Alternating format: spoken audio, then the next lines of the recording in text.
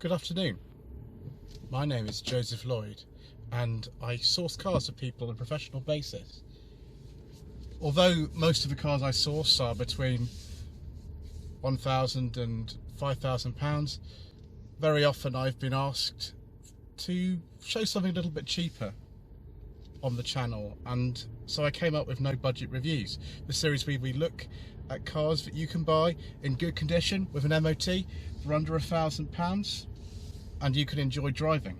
We don't film this in an expensive manner, we don't use separate microphones, we don't use fluid head tripods, we don't even use a DSLR, but we do have a lot of fun.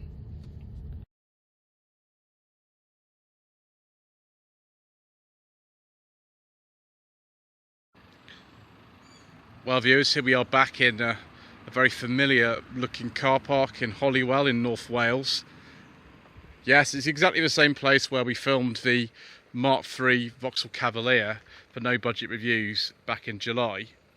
And there's a reason why we're back here. It's because Sean, who owns the Cavalier Mark III, who was delighted by the interest that the channel viewers showed, has provided me another car. This is a 2009 Ford Focus 1.6 Zetec, and yes, this time, unlike the estate car that we filmed back in April for No Budget Reviews, we can actually talk about it because it's got a nice petrol engine.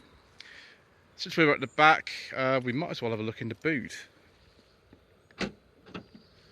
It's quite a big space actually here. It's probably almost 400 litres in that. Nice big square shape.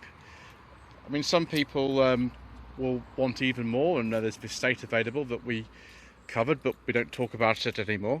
And I think in here we might even be lucky and have a space save a spare wheel. Yes, we do. Sean's obviously very prepared. We've got de-icer and an extra fuel can as well. Winter is coming relatively soon, so get ready. Yes, you can tell we're in Wales today, can't you?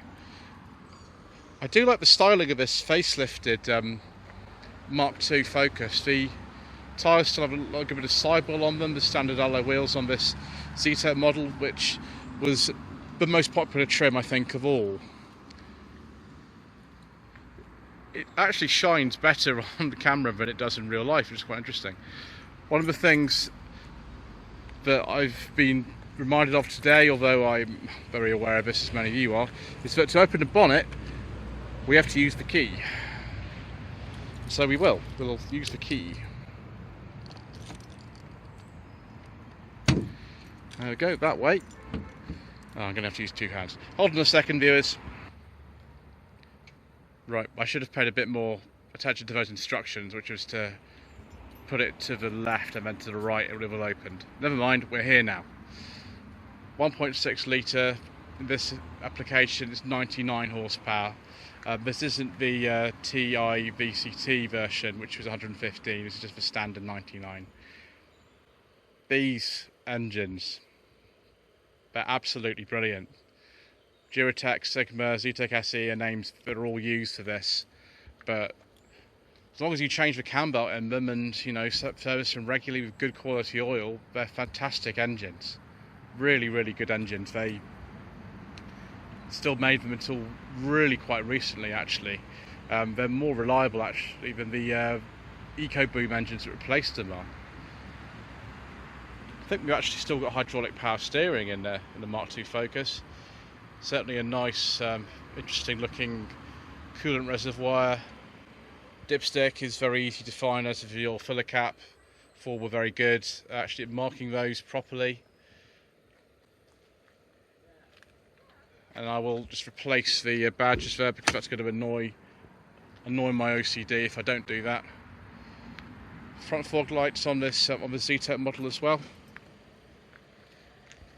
Right, I think it's time to take a seat inside. This black paint is reflecting quite badly. Never mind. Nice and easy to get in. The seat is very comfortable. It holds you nicely. Don't know about these funny kind of sort of vinyl strips on the seat. I don't quite understand that, but there we go. what I do understand is this car's got a front heated screen, which was a Ford exclusive feature at this time. I think the patent of that expired in about 2011, so other manufacturers started using that. But at the time, it was an exclusive feature. This car's clearly got some kind of method of connecting the phone, and it's probably been well used. I think Sony actually made these units for Ford at the time. This has just got a standard one-shot CD changer with an aux input, which I believe is somewhere around. Maybe it's in here or something. Yeah, aux input is around somewhere. Nice clear instruments. You get both a temperature gauge and a fuel gauge. None of this kind of funny light business or an entirely missing temperature gauge like in the Vauxhall Astra H, which was the car's main rival, I would say, in this country, apart from the Golf. Very simple controls like this headlight switch, and we've even got a little trip computer here as well. And it's at 66 degrees Fahrenheit.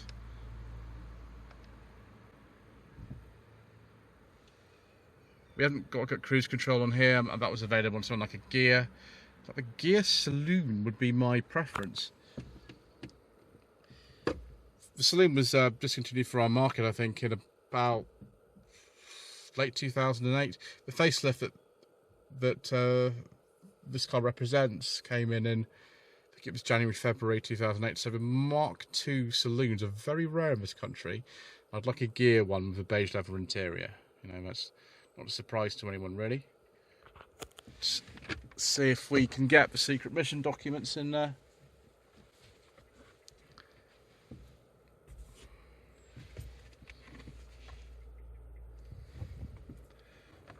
No.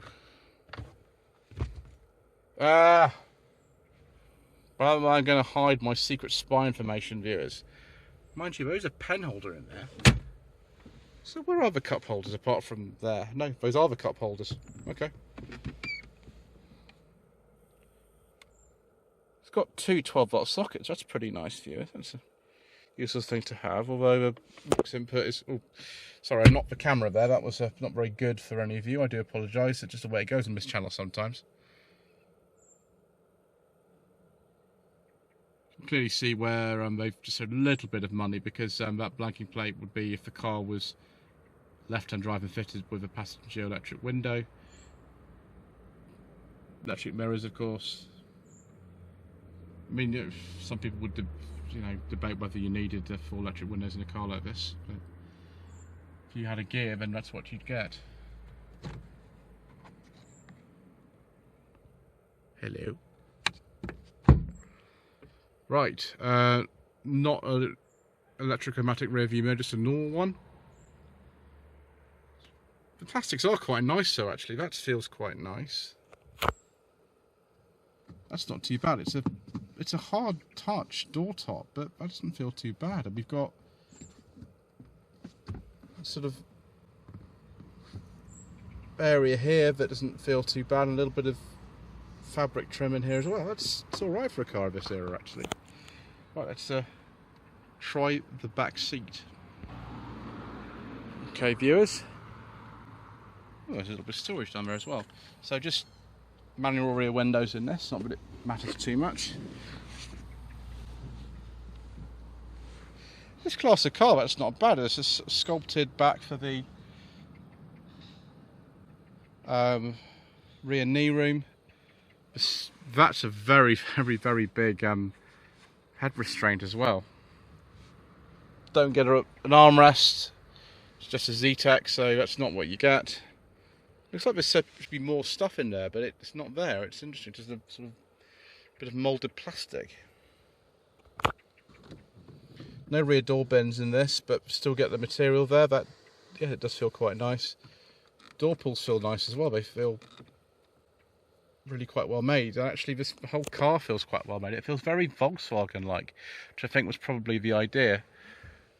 See where that little belt buckle will go in there if you wanted to fold the rear seats, which of course do a split and fold in this car. Rear headroom's actually quite generous, considering it's a sort of more sloping rear roofline. Oh, I quite like this, viewers. You've got twin map pockets, which not even some cars today get.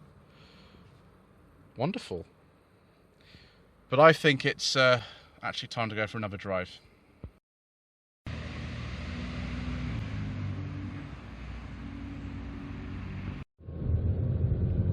Well, viewers, it's definitely an improvement to actually be in a Focus with an engine I can talk about on the channel. Let's just put the last car that we drove behind us and not mention it anymore. So, in a normal Focus hatchback like this one, the range of engines was a little bit different. Started off with a 1.4 Zetec SE engine, or Duratec, or Sigma, whatever you want to call it, generating 80 horsepower. Then there was this 99 brake horsepower version of the 1.6, followed by a slightly more powerful version with 115 horsepower that has variable valve timing. Above that, two Mazda engines actually, 1.8 generating 125 horsepower and a 2 litre with 145 horsepower. That one was also used in the Mark III Ford Mondeo. Actually, I think both of those were. Then we get onto the really, really crazy ones.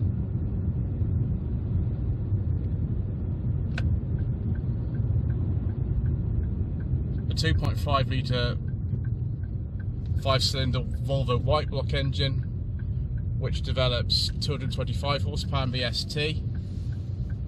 Then the 301 brake horsepower version in the RS, and then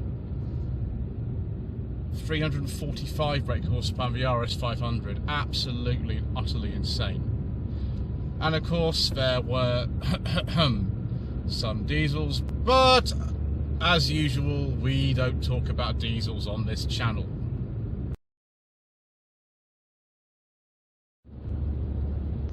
Straight away, having driven one of these cars first about 12 years ago, it does feel really quite familiar. It's very easy, the steering is very nice, the engine's nice and tractable without being kind of too clattery and noisy, which some of the engines fitted to this car were. Steering is an absolute joy, really, really accurate. Feel everything that's going on and not too much of the bumps, so very well judged. And this is the way Fords of this era were.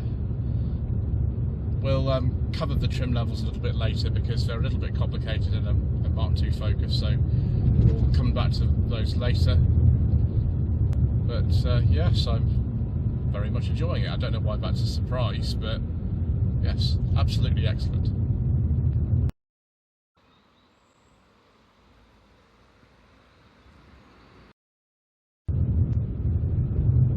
In comparison to a Mark III Cavalier, which I know is not the greatest comparison because they're not contemporaries, but it's also a car driven up this road and a car that Sean owns.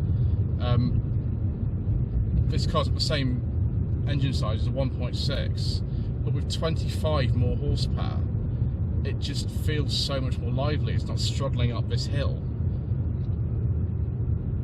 And the ride is actually really good as well. This was when the chassis engineer at Ford was a bit of a hero.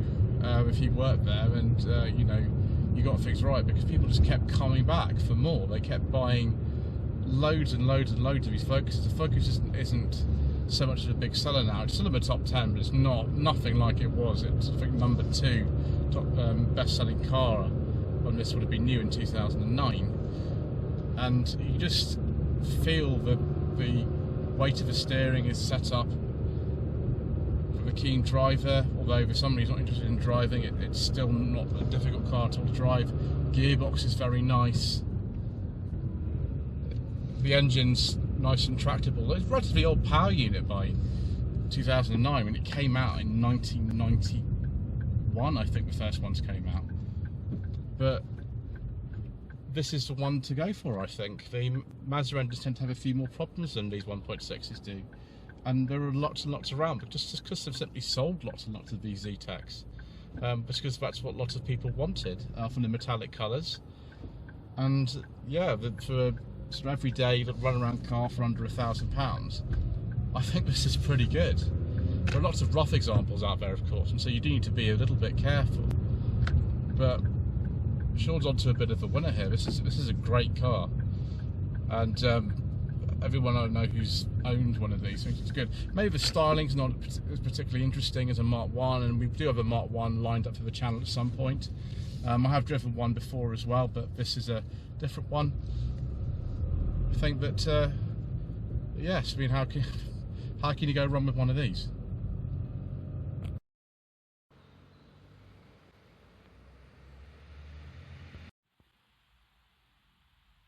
Let's now look at some Ford Focus Mark II trim levels.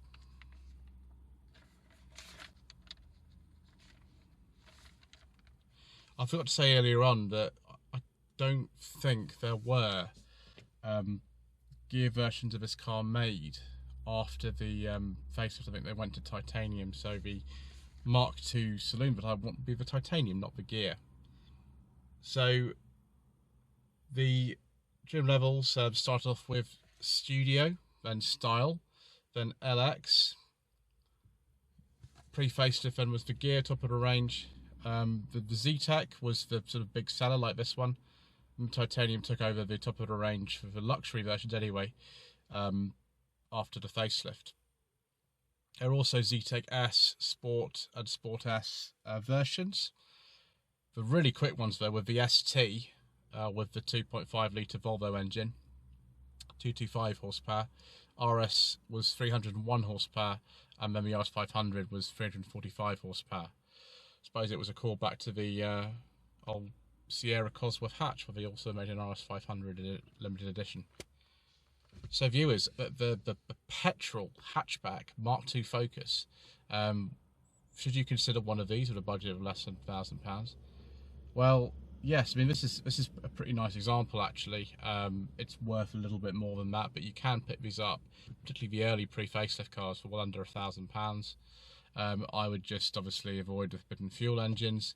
The 1.8 Mazda engine has a really weird fault, and it's only on that engine where water can drip straight into spark plug tubes. It's a sort of design flaw on them. So if you're buying a 1.8, just sort of watch that you have no water going into the spark plug tubes, because that's not very good.